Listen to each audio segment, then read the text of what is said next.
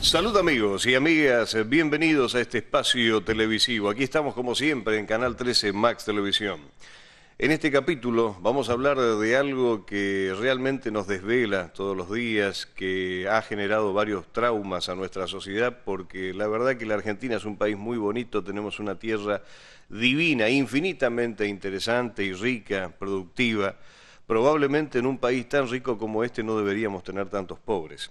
Vamos a hablar con el licenciado Marcelo Lescano. Él es especialista en finanzas, pero también es un economista, un hombre joven, un hombre que vive el día a día como todos ustedes, como todos nosotros, tratando de sobrevivir y llevando adelante un oficio que, bueno, podría acercarnos a algunas ideas para responder tal vez algunas preguntas de por qué estamos así.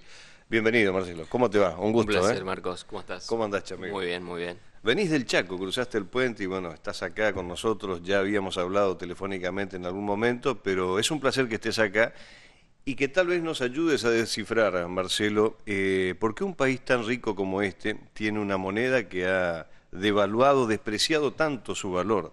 Tenemos nosotros la noción de que el peso hoy no alcanza para nada. Así es. Acordate que nosotros abandonamos la convertibilidad ya hace, ahora van a ser casi 21 años, ¿no? Ujú, Que abandonamos la convertibilidad, un patrón que nos dio 10 años de estabilidad a la Argentina, ujú. por el cual no teníamos inflación. Yo tengo 35, ¿no? Ah, mira, Y los chupetines salían 10 centavos durante claro. mi infancia, ¿viste? Y hoy no sabés cuál es el precio que tienen los productos. La señora que va a comprar leche, Ujú, carne, dependiendo en qué lugar está, te- ujú, cambia el precio. claro. Eso es porque la moneda nacional, digamos, se infló tanto. ¿Cómo se infla la moneda? Porque la Ujú, inflación viene de aumentar la cantidad de moneda, ¿no? Se ujú, aumenta la producción. ujú. Fíjate que hoy vamos a importar billetes. O Sí, sea, leí ayer. no alcanza la Mm, fábrica de billetes que está qué funcionando las increíble. 24/7 del año, no alcanza.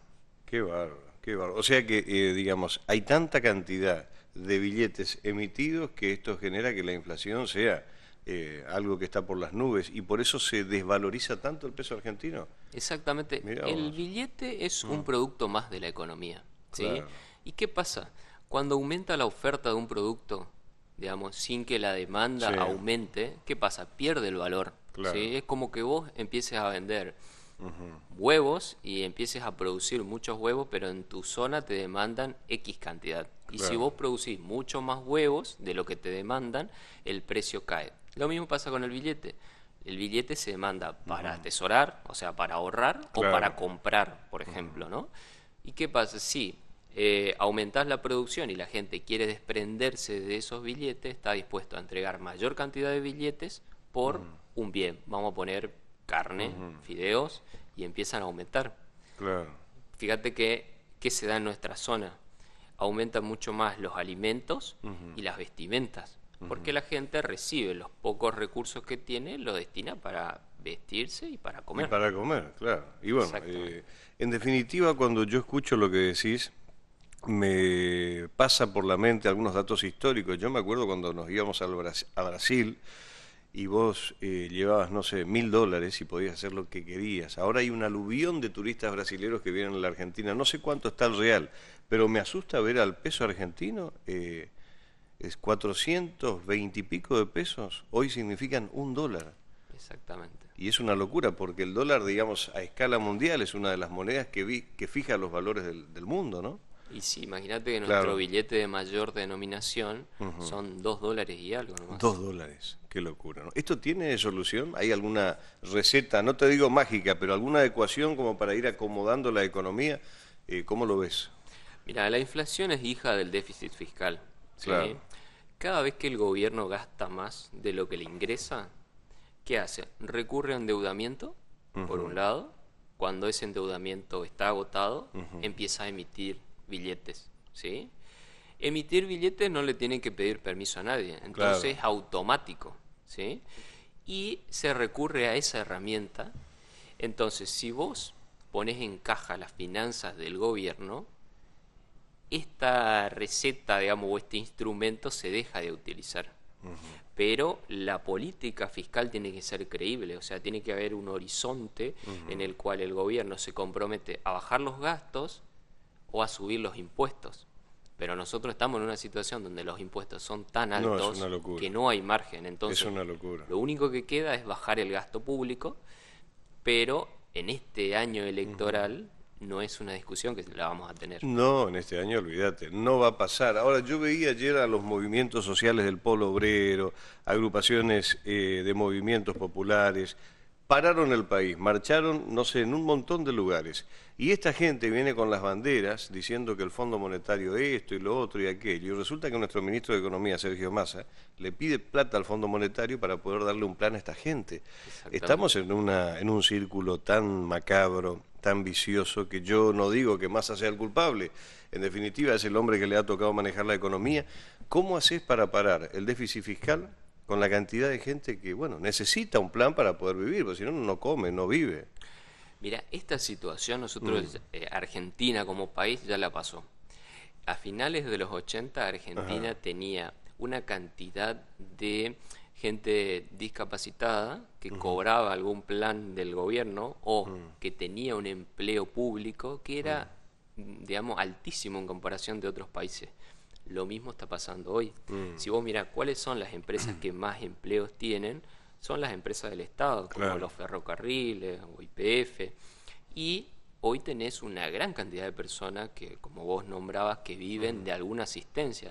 Progresar, asignación universal, becas, tarjeta alimentaria, una cantidad, digamos, de instrumentos que hacen que llegue recurso a las personas, que hay mucha gente que, está bien, no tiene, digamos, un sustento para vivir, pero hay mucha gente que, acumulando todos estos beneficios, prefiere quedarse ahí que incorporarse en el mercado laboral. Claro, que aparte el mercado laboral está destruido. Porque hay mucha gente, que no encuentra trabajo y probablemente queda en la miseria total. Yo no digo que esté mal darle el plan a alguien que necesite, y creo que coincidís conmigo, pero esto se ha convertido ya en una bola de nieve imposible de parar. No sé a dónde va a llegar el país con todo esto, ¿no? Exactamente. Y acá tocaste algo, digamos, que el mercado laboral está destruido. Si vos te vas y mirás los indicadores, ves que, por ejemplo, tenés una tasa de desocupación baja, ¿no? Que vos decís, ¿es bueno? ¿Qué pasa? Bueno, lo que pasa es que el país se descapitalizó, ¿sí? Vos para tener un buen ingreso, vos tenés que combinar dos cosas. La productividad, ¿sí? Que viene de incorporar capital, porque no es lo mismo que vos estés en una chacra usando azada y rastrillo que ocupar una sembradora y una cosechadora. ¿Entendés? Cuánto la productividad de ese productor aumenta exponencialmente.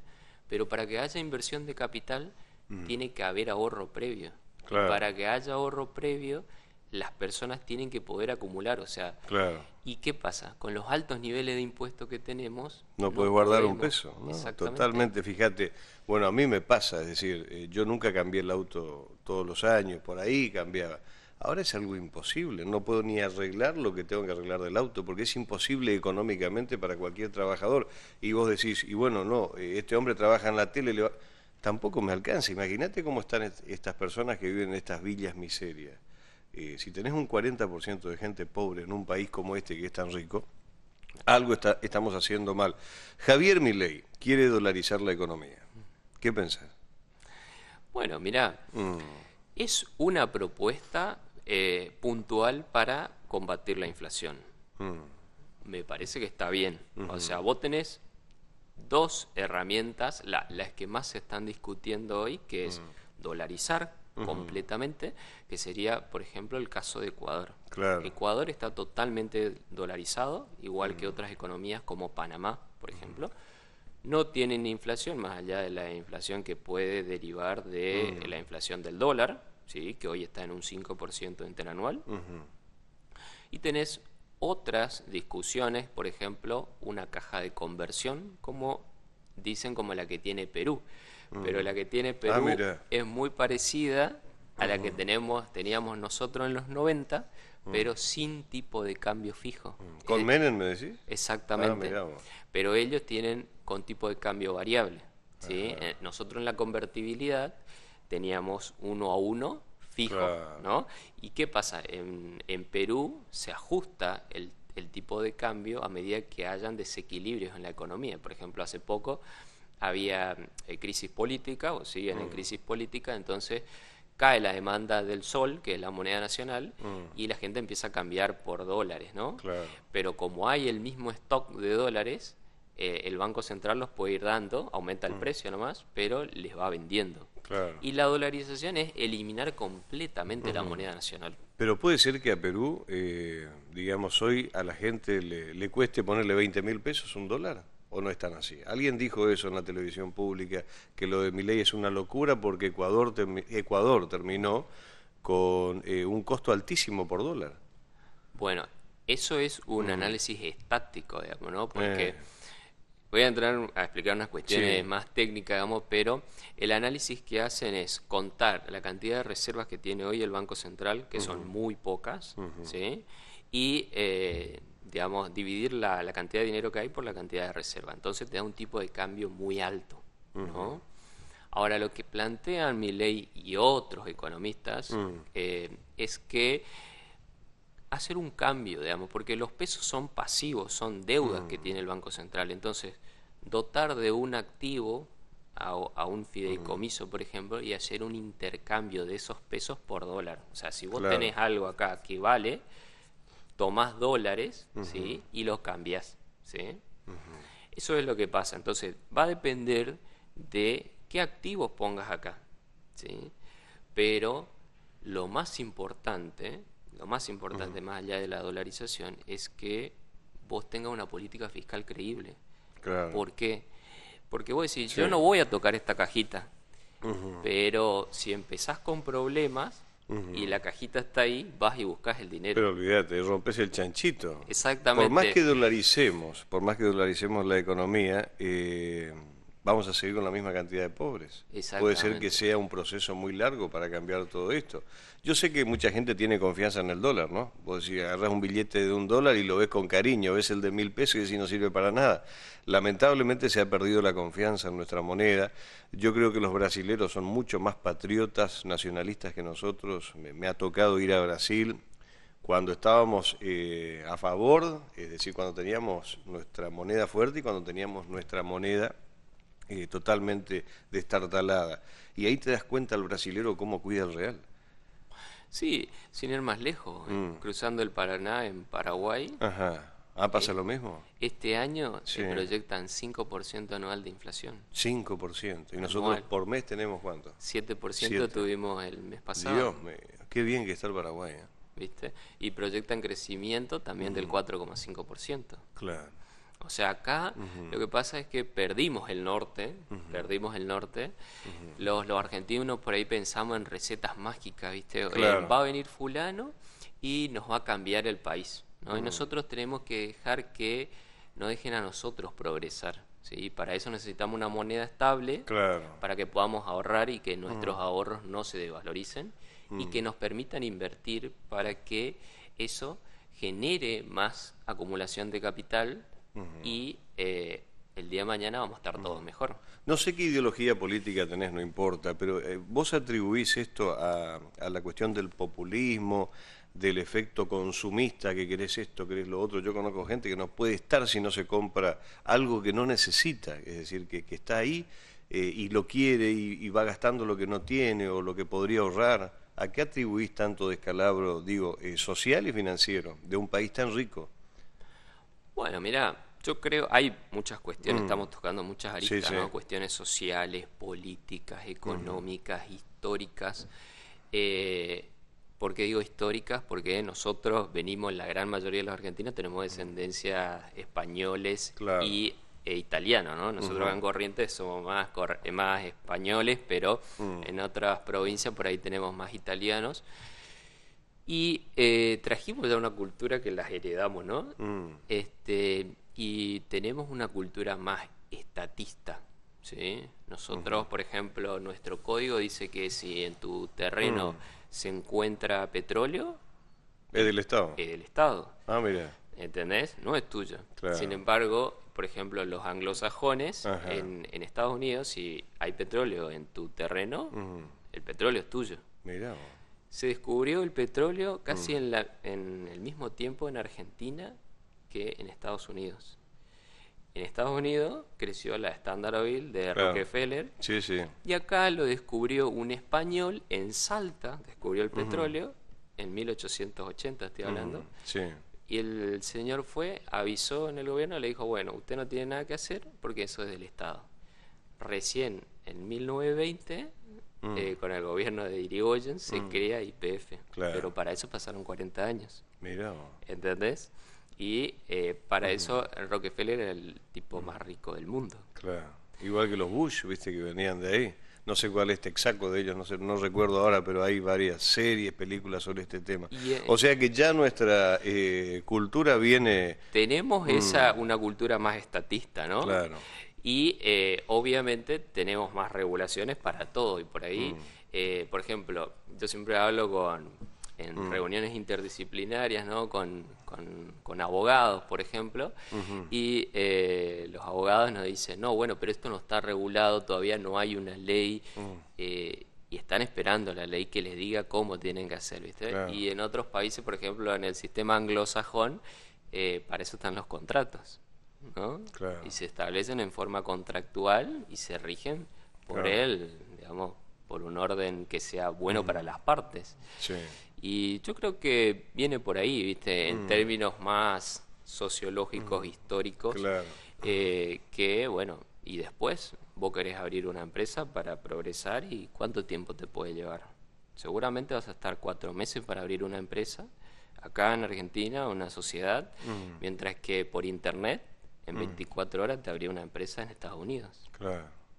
¿Entendés? Entonces hay muchas limitaciones también a la hora de progresar. Un emprendedor que quiere contratar a un empleado, por cada 60.000 pesos que le llega al bolsillo a su empleado, él tiene que pagarle 40.000 pesos más al Estado. Es una locura. La carga laboral que tiene el empresario es tremenda. Yo pensaba que, bueno, en este momento tan importante de la historia argentina, mucha gente va a tratar de cambiar el rumbo político. Por ahí me preocupa un poco la actitud de algunos candidatos, de algunos dirigentes, pero la verdad es que necesitamos económicamente mejorar. Ya no damos más, Marcelo, estamos, me parece a mí, en harapos. La clase media, te quería preguntar, ¿puede ser que haya desaparecido ahora en la Argentina? ¿Hay solamente gente pobre y gente que tiene plata o no es así? No. Yo creo que nos vamos para abajo Sí. en cuestiones de ingreso, ¿no? Porque Claro. claramente, no sé, el 5% de la población no va a cobrar más de 800.000 pesos. 5%, claro. ¿Entendés? Porque la clase media es lo que hacía fuerte a este país. Exacto. Mi madre, mis abuelos, mis hermanos, mis amigos, son todos éramos todos de clase media. Hoy ya no lo sabemos, ¿no? Exactamente, pero ¿qué pasa? La clase media, ¿cómo se genera? Acordate que cuando vinieron nuestros abuelos, Sí. vinieron sin nada. ¿sí? Claro. Por ejemplo, en España tenía 80% de analfabetismo y acá teníamos, las personas estaban casi todas alfabetizadas. Claro. Pero ¿qué pasa? Cuando bajaban del barco, tenían trabajo, podían ahorrar, podían comprarse un terreno, podían hacer su casa. ¿Cuántas personas hoy que tienen mi edad no tienen casa? Olvídate. Son muchísimas las personas. Demasiadas. No puedes ahorrar y tampoco hay crédito. Fíjate Claro. que hoy, si vos mirás dónde ponen la plata los bancos, el 74% está invertido en letras del gobierno. O sea, la liquidez, los bancos hoy prácticamente no prestan. ¿sí? Mirá O vos. si vos te vas a pedir prestado, te van a dar una tasa altísima. ¿sí? O Claro. sea, hoy vos vas a estar seguramente en un costo financiero de 200%, seguramente. ¿Qué le aconsejás al hombre, a la mujer que te está mirando? ¿Qué tiene que hacer con su economía doméstica, familiar? O al empresario pequeño, a la gente común, te pido le hables con el tema de la plata. ¿Qué hacer si es que no puede ahorrar? Si tiene que ver, digamos, si hay alguna receta que vos manejás y que más o menos podés didácticamente explicar. De manera breve, te digo, sí. Marcelo. Mira, el ahorro en en una persona común, digamos, en una familia, el ahorro tiene que ser el norte de la planificación del ahí hogar. ese es el camino. Siempre hay que ahorrar. No gastar innecesariamente, puede ser, y tratar de ahorrar todo Primero lo que se tener pueda. una política de ahorro. Mira, Claro. vamos a ahorrar tanto, ¿sí? Porque las necesidades son ilimitadas, ¿no? Vos siempre podés requerir más cosas. Entonces, Claro. si vos no tenés una política de ahorro, nunca vas a ahorrar, ¿sí? Porque dicen, no, ¿qué voy a ahorrar si a mí no me alcanza? Claro que la gente es... Pero a cualquier persona, digamos, si no tiene una política de decir, bueno, voy a dejar este poquito para ahorrar, bueno, y ese ahorro, invertirlo, ¿sí? Fíjate que hoy invirtiendo en empresas argentinas, porque cualquier persona puede abrirse una cuenta para invertir en el mercado de capitales como lo hacen en Estados Unidos, por ejemplo, ¿no? Y no necesitas tanto dinero. Una acción, vos puedes comprar una acción por 45 pesos, Ah, mira. por 400 pesos. ¿Entendés? Fíjate que nosotros consumimos a diario aceite, Claro. harina, por ejemplo, de una empresa que se llama Molinos. Sí, sí. Molinos Cañuelas, Ajá. el aceite, subió 230% subió en un año en la bolsa. Te aseguro que si esa persona puso ese dinero en un plazo fijo, perdió 15% Claro. contra la inflación. Mirá ¿Sí? vos. Porque vos tenés hoy, por ejemplo, el último dato de inflación, tenés 7.7. Si vos lo anualizás, te da un 140%. Y si vos invertís en el plazo fijo hoy, tenés una rentabilidad anual de 120. ¿Entendés? O sea, está 20 puntos abajo. Claro. Si haces esa resta, ¿no? Sí, sí. O sea que ahorrar en la bolsa es una manera interesante de poder superarte. Y hay algunas firmas nacionales que están ahí. Muchísimas, Mirá vos. muchísimas. Es un mundo desconocido para mí, te digo, y para mucha gente tal vez. Pasa que, sí, claramente no tenemos educación financiera, ¿no? Claro. Pero fíjate, el año pasado, en junio, miré una acción, por ejemplo, que se llama la empresa Habana. Ah, mira, Habana. Sí, Habana. sí. Bueno, el año pasado la acción de Habana estaba a 198 pesos. Y el alfajor Habana estaba a 250. Entonces dije, ¿cómo puede ser que la acción esté más barata que el alfajor? Claro. Compramos para nuestras carteras Ajá. acciones de Habana.